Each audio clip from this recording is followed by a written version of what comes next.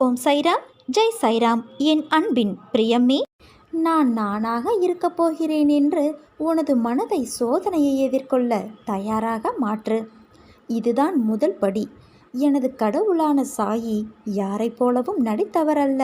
அவர் தனக்கென ஒரு வழியை உருவாக்கி கொண்டு அவராக இருந்து அதை நடைமுறைப்படுத்தி ஜெயித்தவர். அவர் என்னோடு இருக்கிறார்.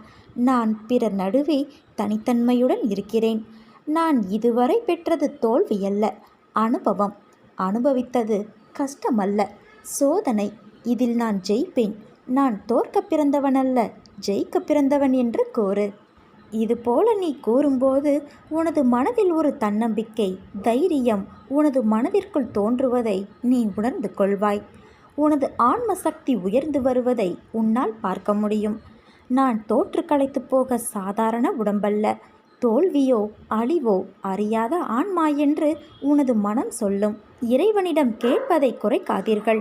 அதுபோல இறைவன் எதுவும் தரவில்லை என்று கூறாதீர்கள். அவருக்கு கொடுப்பது பெரிதல்ல. எதை எப்பொழுது கொடுக்க வேண்டும் என்று சாய் ஒருவருக்கே தெரியும். அதை சரியான நேரத்தில் தருவார். எல்லா ஆசைகளும் எப்போதுமே நிறைவேறியது இல்லை. காற்றடித்தால் களைவதைப் போல பாபா மீதான என் நம்பிக்கை நிலை குலைந்து போகிறது. இதை தடுப்பது எப்படி? இது மீண்டும் நடக்காமல் இருக்க என்ன வழி? பாபாவிடம் இன்னும் நெருக்கமாக வர வேண்டும் என்று விரும்புபவர்களுக்கான ஒரே வழி, எல்லாவிதமான சூழ்நிலைகளிலும் அவரிடம் அசைக்க முடியாத மாறாத நம்பிக்கை கொள்வது மட்டுமே. ஆனால் சிலர் உலகியல் ஆதாயங்களுக்கான ஆசைகளுடன் பாபாவை நாடி வருகின்றனர். இது போன்ற எதிர்பார்ப்புகளுடன் தங்களது பக்தியை வெளிப்படுத்துகின்றனர்.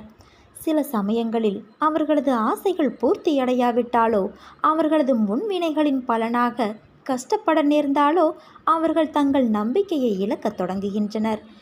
எந்த ஒரு அவதாரம் அல்லது சத்குருவின் காலத்திலும் எல்லா மனிதர்களுடைய எல்லா ஆசைகளும் எப்போதுமே நிறைவேறியது கிடையாது. பக்தர்கள் இறைவனை அடைய தடையாயிருக்கும் எந்த விதமான ஆசைகளையும் சத்குரு நிறைவேற்றுவது இல்லை. இது போன்ற ஆசைகள் நிறைவேறாமல் போவதன் பின்னணியிலும் பாபாவே உள்ளார். இன்பத்திலும் துன்பத்திலும் என இரண்டிலுமே பாபாவை காணக்கூடியவர் யாரோ அவரே உண்மையான பக்தராவார். இன்பத்தை மட்டுமே நாடுபவர்கள் பாபாவை விட்டு விலகிச் செல்லவே நேரிடும். உனது வாழ்வில் இனி நடக்காது என்று நினைத்தவையாவும் இனி ஒவ்வொன்றாக நடக்கப் போகிறது. ஆனால் நீ ஏன் இப்படி கப்பல் கவிழ்ந்ததைப் போல சோர்ந்து விட்டாய்? இந்த சோதனை, தடை, தோல்வி, கடன் இவையெல்லாம் உனது வாழ்க்கை பயணத்தை முடக்கிவிடக்கூடிய செயலா என்ன? இன்று மண்டையை பீத்து எடுக்கும் விஷயம் இன்றோ நாளையோ கடந்து போகும். நாளை வேறொரு விஷயத்தில் நீ கவனம் செலுத்துவாய். இயல்பான நிகழ்வை பெரிதாக எடுத்துக்கொண்டு இப்படி உட்கார்ந்திருப்பது மிகவும் தவறு என் தங்கமே. நடக்கப் போகின்ற நிகழ்வுகளுக்காக உன்னை நீ தயார்படுத்திக் கொள்வதே உனக்கான புத்திசாலித்தனம். எழுந்திரு. அப்பா நான் இருக்கிறேன் உன்னை கரை சேர்க்க.